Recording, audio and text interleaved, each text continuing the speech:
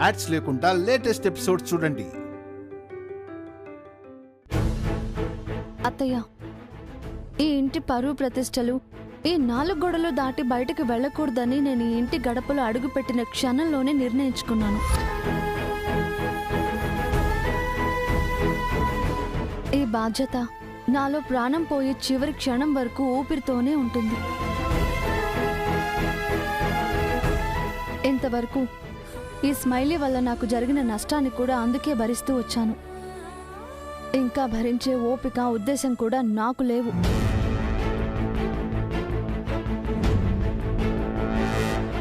కానీ ఇన్నాళ్ళు ఇలాంటి దానితోన నేను జీవితాన్ని పంచుకుంది అని ఆనంద్ గారు బాధపడకుండా ఒక చెడు వదిలిపోయింది అన్న తృప్తి ఆయనకి మిగిలేలా ఏవన్నీ గడప దాటిస్తాను.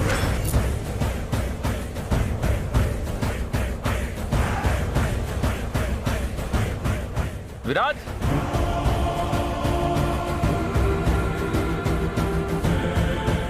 విరాజ్, ఆనంద్ పిలుస్తున్నాడు. ఇక అనవసరమైన మనుషులు ఈ ఇంట్లో ఉండరని వాడితో చెప్పండి. ఎలా చెప్తారో అలాగే చెప్పండి.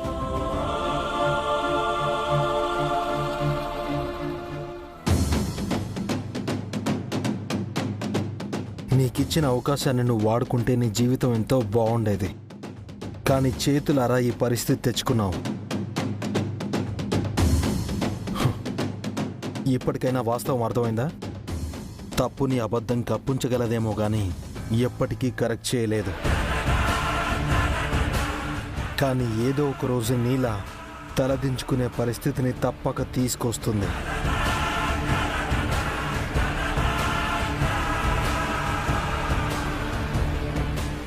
పద చిత్ర.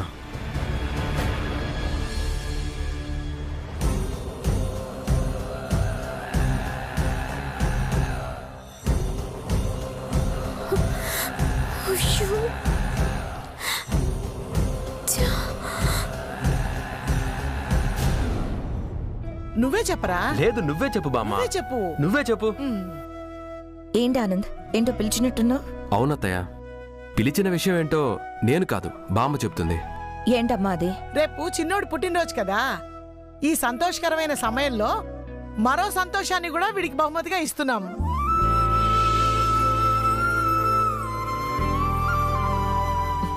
అమ్మా, ఈ ఊరించడాలు ఆపి ఉన్న విషయం ఏంటో చెప్పు. ప్రతీది సాగదీస్తున్నావు. నీకన్నీ అలాగే అనిపిస్తాయి లేవే. ఇప్పుడు నీ పరిస్థితి అలాగే ఉంది కదా మరి. అమ్మా చైత్ర, ఒరే చిన్నోడా, ఇన్ని రోజులు ఈ ఇంటికి ఏదో దరిద్రం పట్టుకోవడం వల్ల కలిసి ఉండాల్సిన మిమ్మల్ని వేరుగా ఉంచి బాధ పెట్టాల్సి వచ్చింది.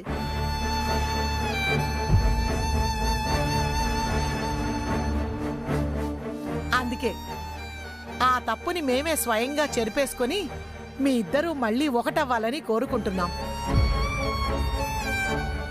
దాన్ని ఇలా మాటలతో చెప్పడం కాకుండా రేపు మీరు హనీమూన్ వెళ్ళడానికి అన్ని ఏర్పాట్లు చేసేసాం.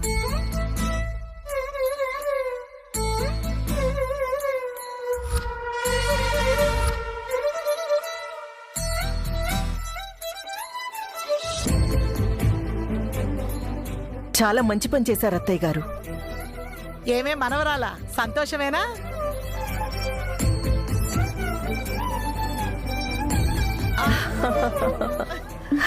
ఇలా సిగ్గుపడ్డం కాదు, నెల తిరగకుండానే నెల తప్పాలి, సంవత్సరం తిరగకుండానే ఇంటికి వారసుడినివ్వాలి. ఇలా సిగ్గుపడుతూ కాలయాపన చేస్తే ఊరుకునేది లేదు. ఏమనుకున్నావో?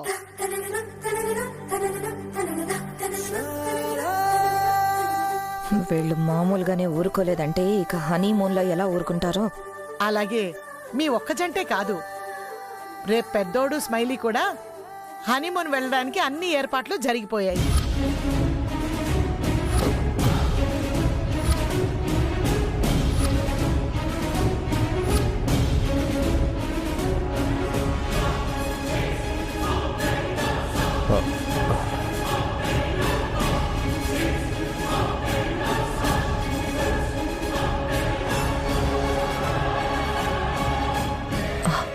అత్తయ్య గారు, ఆనంద్ స్మైలీ కూడానా? అవును గోమతి, పెళ్ళైనప్పటి నుంచి పెద్దోడు స్మైలీ కూడా ఎక్కడికి వెళ్ళలేదు కదా. పనిలో పని. 2 జంటలు ఒకేసారి వెళ్ళినట్టుంటుంది.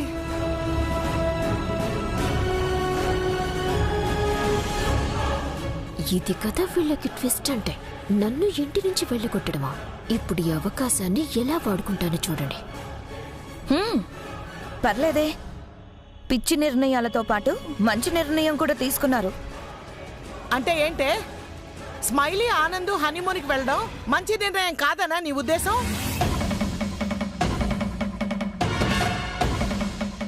ఓహో, నీకలా అర్థమైందా? అంతా నా కర్మ. స్మైలీ, మీ పిన్ని మాటలు ఏం పట్టించుకోకు. అదంతే గాని చూడమ్మా, మీరు కూడా మర్చిపోవద్దు, సంవత్సరం తిరిగేలోపు వారసుడు మన ఇంట్లో అడుగు పెట్టాలి.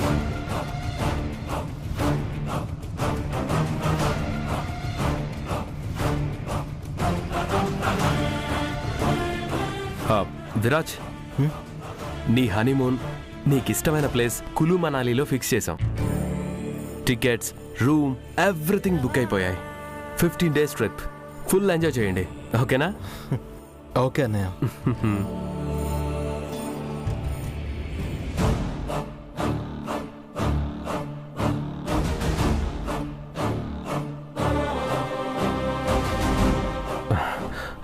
సరే అయితే మీ బర్త్డేకి సంబంధించిన ఏర్పాట్లన్నీ చూసుకోవాలి. మీరు లగేజ్ అంతా ప్యాక్ చేసుకోండి, నాకు పనుంది.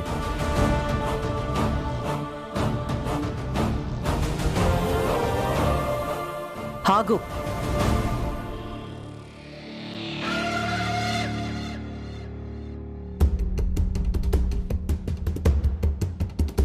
హనీమూను, ఆనంద్తో జీవితం అని పిచ్చి కలలు కంటున్నావేమో. అవన్నీ కలలే అని గుర్తుంచుకో.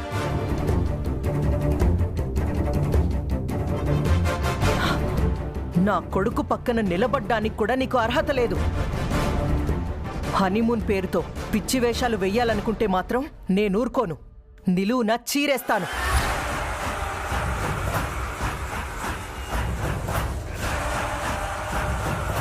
విన్నావుగా అత్తయ్య గారు చెప్పింది. నీకు నువ్వుగానే ఈ ట్రిప్పులో నుంచి మర్యాదగా తప్పుకో. కాదని తప్పు చేశావో తర్వాత జరిగేది మరోలా ఉంటుంది. జాగ్రత్త. పదండి అత్తయ్య గారు.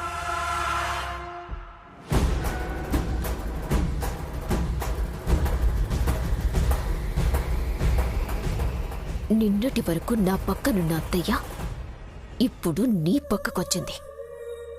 సో రెచ్చిపోతున్నావు. ఈ ఒక్కసారి నేను గెలవగలిగితే ఆ తర్వాత నన్ను ఇంటి నుంచి కదపటం అంత ఈజీ కాదు. ఎలాగైనా ఆనంద్ గారితో కలిసి హనీమూన్కి వెళ్ళాలి. చైత్ర ఆలోచనల్ని దెబ్బతీయాలి.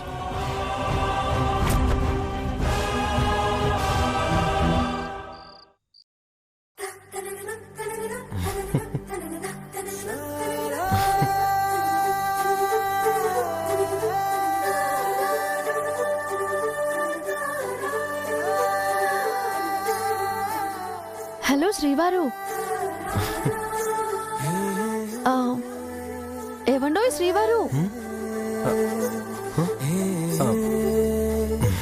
ఏంటి కళల్లోనే కల్లోలం సృష్టిస్తున్నారా? ఇదంతా కళ అనుకున్నా. అంత రొమాంటిక్ సీన్ అంత ఈజీగా ఎలా వర్కౌట్ అయిందా అని. కన్నయ్య, అంతే కదా, ఇన్ని రోజులు అన్ని అడ్డుగోడలు, ముద్దు కూడా 66 హద్దులు. ఇప్పుడు హద్దులు చెరిగిపోయి కౌగిలి ద్వారాలు తెరుచుకున్నా ఇంకా తమరి మనసు ద్వారాలు మాత్రం తెరుచుకోలేదు. అందుకే కనీసం కల్లో అయినా నా కలని నిజం చేసుకుందామని కలలు కంటున్నాను. కానీ ఏం చేద్దాం, దాన్ని కూడా కాల రాసేసావు. ఇంతకీ ఇది ఆకలేనా? ఆకలే, ఎంతకి తీరని ఆకలి. అయ్యో నా బుజ్జి కన్నయ్య, ఆకలి తీర్చాలని నాకు మాత్రం లేదా? అయినా ఎదురు చూసిన సమయం రానే వచ్చింది కదా. ఇలా వచ్చిన సమయాన్ని కూడా వృధా చేస్తూ ఉంటే సమయం వచ్చిందని ఎలా అనుకోను. శ్రీవారు, హ్మ్, మనిద్దరి అందమైన జీవితంలో పొందిన ప్రతి మధురమైన కదలికల్లో అతి మధురమైన క్షణంగా శాశ్వతంగా నిలిచిపోయే వేడుక మనిద్దరి సంగమం. ఆ సంగమం మన జీవితంలోనే మరో జన్మతో సమానం. ఆ తెయ్యని వేడుకను ఇలా సాదాసీదాగా జరుపుకోవడం ఏంటి కన్నయ్య? హనీమూన్ అనే పదానికి అణువంత లోటు కూడా కలగకుండా అంబరాన్ని తాకే ఆనందంతో జరుపుకుందాం. హా, అంతా హనీమూన్లోనే అంటావు. అంతే. అప్పటి వరకు మూడ్ని తీసి లాక్కర్లో పెట్టి మూడంకి వేసి పడుకోవాలి, అంతేగా? అర్థం చేసుకునే మొగుడు దొరికాడు. నాకు మాత్రం అర్థం చేసుకోని పెళ్ళాం దొరికింది. అర్థం చేసుకోవడానికి మరికొంత సమయం పడుతుంది శ్రీవారు. ఆ సమయం గడిచిన మరుక్షణం మీకే అర్థమవుతుంది ఎన్ని రోజుల విరహం ఇంత విలువైనదా అని. సో ఇప్పుడు తమరి గదిలోకి వెళ్ళి హాయిగా నిద్రపోండి.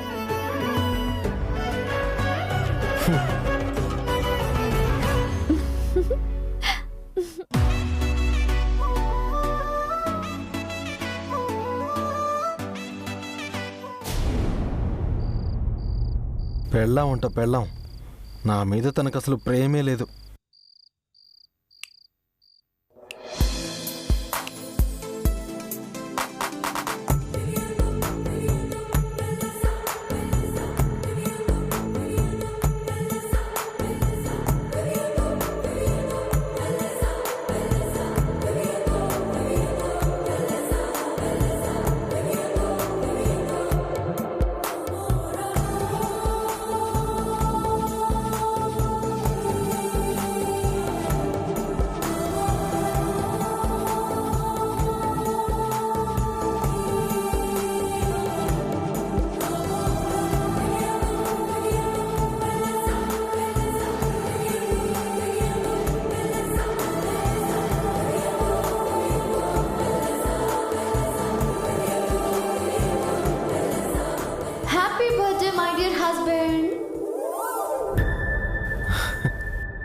నా జీవితానికి పుట్టినరోజు, నా గమనం, నా మననం, నా ప్రాణానికి సమస్తమైన నా ఊపిరి పోసుకున్న దివ్యమైన రోజు.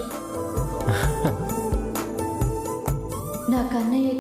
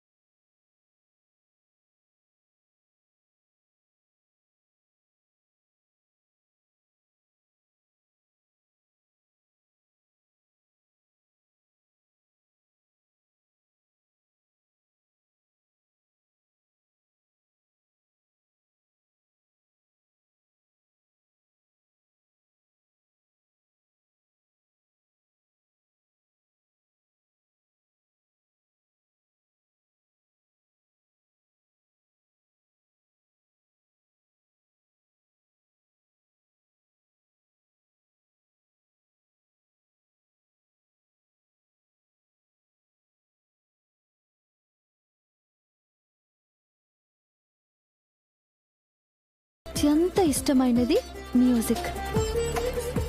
ఆ మ్యూజిక్ ఎప్పటికీ నా ప్రేమకి ప్రతిరూపంగా ప్రతి క్షణం నీతో సాగిపోవాలని నా హృదయం ఆకాంక్షిస్తుంది. ఆ సంగీత స్వరాలను ఆస్వాదిస్తూ నీపై ఉన్న ఇష్టాన్ని ఎలా చెప్పను? ఎంత చెప్పినా ఎలా చెప్పినా నాకు మాటలు సరిపోవేమో అనిపిస్తుంది. అందుకే ఇలా చెప్తున్నాను. Thank you.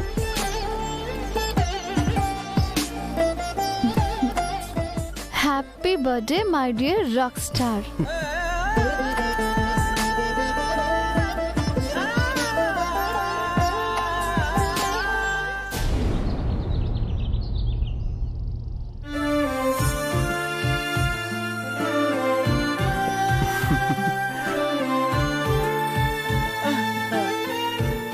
ఏది ఏమైనా చిన్నోడేం కాదురా పెద్దోడా. వాడికున్న క్రేజే క్రేజ్. చూడు, ఏదో పూల తోటలో ఉన్నట్టు పూల బుకేలు వస్తూనే ఉన్నాయి. అదే మనం బర్త్డే చేసుకుంటే మన ఇంట్లో వాళ్ళు, ఆఫీస్ స్టాఫ్ హ్యాపీ బర్త్డే అంటూ ఫోన్లో పూల గుత్తులు పంపిస్తారు. ఇలా గుర్తుండిపోయే సెలబ్రేషన్స్ మనం చేసుకోగలమా? ఇదంతా చిన్నోడు అదృష్టం రా. మరి అదే కదా బామ్మ, సెలబ్రిటీ స్టేటస్ అంటే అది అందరికీ రాదు. దాన్ని అందుకోవటం అంత ఈజీ కూడా కాదు.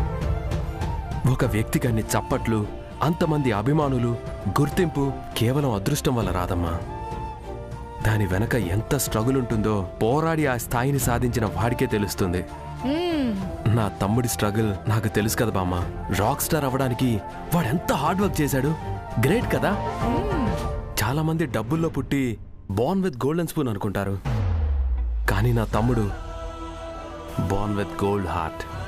ఆ గోల్డ్ హార్ట్కి డైమండ్ అలంకరణ లాంటి భార్య చైత్ర. అది అదృష్టం. అవునరా పెద్దోడా, చాలా చక్కగా చెప్పావు. ఎన్నాళ్ళైందిరా మనందరం ఇంత సంతోషంగా ఉండి.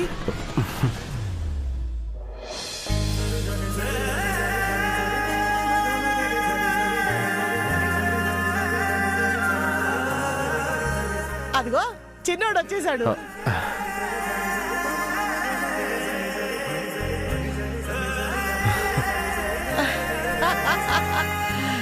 చిన్నోడా, పుట్టినరోజు శుభాకాంక్షలు నాన్న. Thank you baby. దీర్ఘాయుష్మాన్ భవ. పిల్ల పాపలతో కలకాలం చల్లగా ఉండండి. Viraj, my dear brother, many more happy returns of the day. Thank you అన్నయ్య. హ్యాపీ బర్త్డే నాన్న. Thank you mom. ఆశీర్వదించండి అత్తయ్య. చల్లగా ఉండు నాన్న. దీర్ఘ సుమంగళి భవ.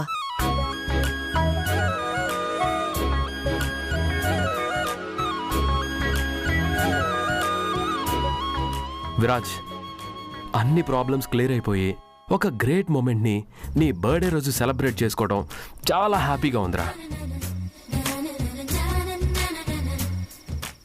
ఈ బర్త్డే నీ లైఫ్లోనే ఒక మెమరబుల్ డేరా. అవునన్నయ్య, 1000% ఇదొక memorable day. God is great.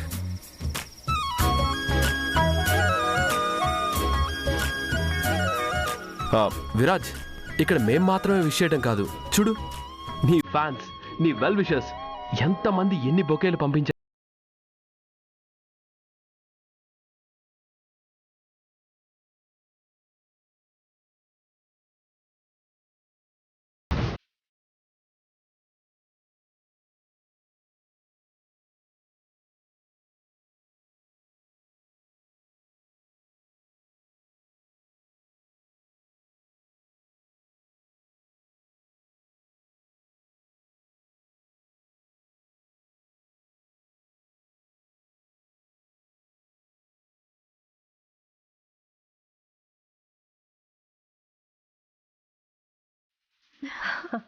Wow,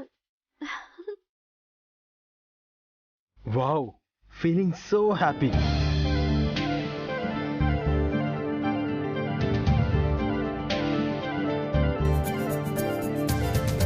me fans చాలా గ్రేట్ రా విరాజ్.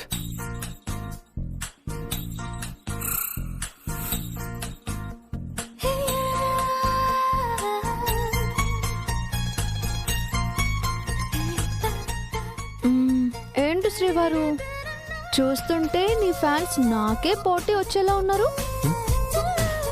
చూడు, బెలూన్స్ మీద ఎన్నెన్ని ప్రేమ రాతలు రాశారు.